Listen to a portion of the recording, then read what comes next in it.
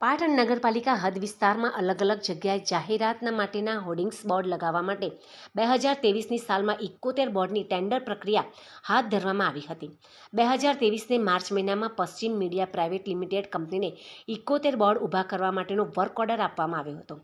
વાર્ષિક 21 લાખના ખર્ચે ટેન્ડર મંજૂર થયું હતું, પરંતુ સત્તાધીશોના મળતિયાઓની દખલગીરીને કારણે માત્ર ને માત્ર 35 બોર્ડ જ એજન્સી દ્વારા ઊભા કરવામાં આવ્યા હતા।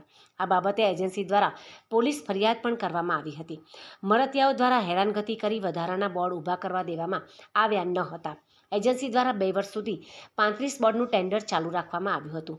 ટેન્ડરની ટોટલ મુદ્દત 3 વર્ષની હતી, પરંતુ છેલ્લા વર્ષે સત્તાધીશો અને તેમના મળતિયાઓ દ્વારા વારંવાર મળતિયાઓની જાહેરાત એજન્સીને લાગેલા બોર્ડ ઉપર લગાવી દેવામાં આવતી હતી, તેમજ એજન્સીના લાગેલા બોર્ડની આગળ પણ મળતિયાઓ દ્વારા વડીઓ પણ જાહેરાત લગાવી દેવામાં આવતી હતી। આ બાબતે સત્તાધીશો અને એજન્સી વચ્ચે વિવાદ ચાલતો હતો। આ વિવાદને લઈને છેલ્લા વર્ષના પૈસા ભરાયા ન હતા અને બીજા વર્ષનો એક હપ્તો પણ ભરાયો ન હતો, જેના કારણે નગરપાલિકાને ખૂબ મોટું આર્થિક નુકસાન થઈ રહ્યું છે।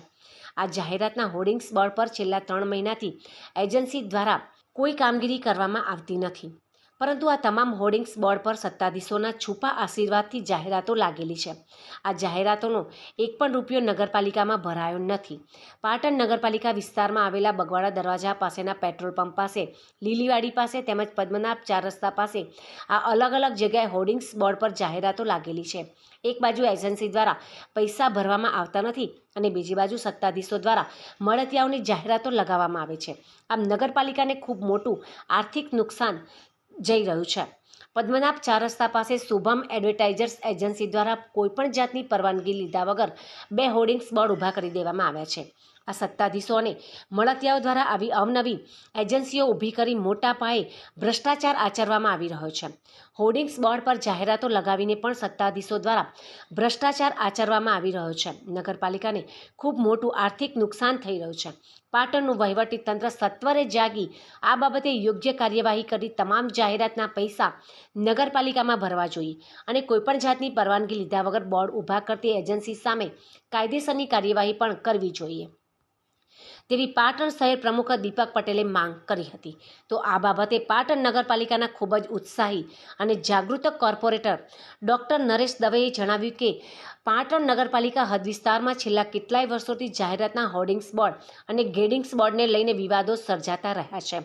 ત્યાં જાહેરાતની એજન્સીએ પૈસા ના ભરતા જે તે ચીફ ઓફિસરે તમામ જાહેરાતના બોર્ડ ઉતારી દેવાયા હતા, પરંતુ આ બોર્ડ ખાલી હોવાના કારણે નગરપાલિકાની જાણ બહાર અને સ્ટાફના અભાવે લોકો બારોબાર જાહેરાતો લગાવી દેતા હોવાનું જણાવી આવા હોર્ડિંગ્સ તાત્કાલિક ઉતારી દેવા જોઈએ, ક્યાં તો આ જાહેરાતોના પૈસા ભરવાની માંગ કરી નગરપાલિકાનું આર્થિક ભંડોળ મજબૂત થાય તે માટે નવીન ટેન્ડર તાત્કાલિક કરવાની પણ માંગ કરી હતી।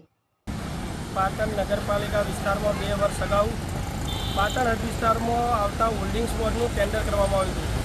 આ ટેન્ડર 1 વર્ષ માટે 21 લાખના ખર્ચે 71 બોર્ડ ઊભા કરવાના હતા, પરંતુ પાટણ નગરપાલિકાના સત્તાધીશો દ્વારા કેટલાક બોર્ડ ઊભા કરવા દેવામાં ન આવ્યા હતા, જેના કારણે કોન્ટ્રાક્ટરે માત્ર 35 બોર્ડ ઊભા કરી શક્યો હતો અને 35 બોર્ડના પૈસા નગરપાલિકામાં ભર્યા હતા। પરંતુ આજે નગરપાલિકાની અંદર કોન્ટ્રાક્ટર અને સત્તાધીશોની મેલી મુરાદના કારણે અત્યારે કોન્ટ્રાક્ટરે પૈસા ભરેલા નથી, જેના કારણે કોઈ બોર્ડ ઉપર જાહેરાત લગાવી શકાય નહીં। તેમ છતાં અત્યારે અમુક બોર્ડ ઉપર જાહેરાતો લાગેલી છે। આ સત્તાધીશોના મળતિયાઓ અને સત્તાધીશોના છુપા આશીર્વાદથી આ જાહેરાતો લાગેલી છે અને નગરપાલિકાને ખૂબ મોટું આર્થિક નુકસાન થઈ રહ્યું છે। તો પાટણના ચીફ ઓફિસર આ દિશામાં યોગ્ય કાર્યવાહી કરી આની ઊંડાણપૂર્વક તપાસ કરશે તો આની પાછળ કોના છુપા આશીર્વાદ છે અને આના પૈસા કોણ ખાઈ રહ્યું છે એ સ્પષ્ટ દેખાઈ આવશે અને આ તમામ બોર્ડ જે જાહેરાતો લાગેલી છે એને તાત્કાલિક ધોરણે ઉતારી દેવા જોઈએ। અને પદમનાથ ચોકડી વિસ્તાર આવેલો છે, કોકે નવી શુભમ એડવર્ટાઇઝ એજન્સી નામની એજન્સીએ નવા 2 બોર્ડ ઊભા કરી દીધેલા છે।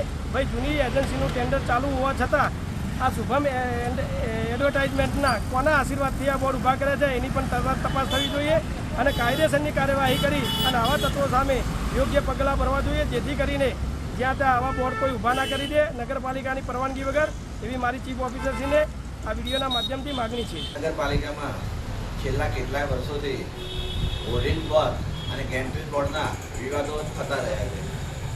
તાજેતરમાં જે એજન્સી એને આપણે નગરપાલિકાએ કોન્ટ્રાક્ટ આપ્યો હતો એ એજન્સીનું પેમેન્ટ બાકી હોવાથી નગરપાલિકાના તત્કાલીન ચીફ ઓફિસરે તેમના તમામ હોર્ડિંગ્સ બોર્ડ ઉતરાવી દીધેલા હતા. ત્યારબાદ એ હોર્ડિંગ્સ ખાલી પડ્યા રહેવાથી નગરપાલિકાના જાણ બાદ અને નગરપાલિકામાં અત્યારે સ્ટાફનો પણ અભાવ હોવાથી લોકો બારોબાર લગાવી દે છે. પણ નગરપાલિકાની ફરજ છે કે આવા ગેરકાયદેસર રીતે લગાવેલા જે પણ હોર્ડિંગ્સ બોર્ડ હોય એનો જે તે ચાર્જ થતો એ ચાર્જ લેવો જોઈએ અથવા ઉતારી લેવા જોઈએ.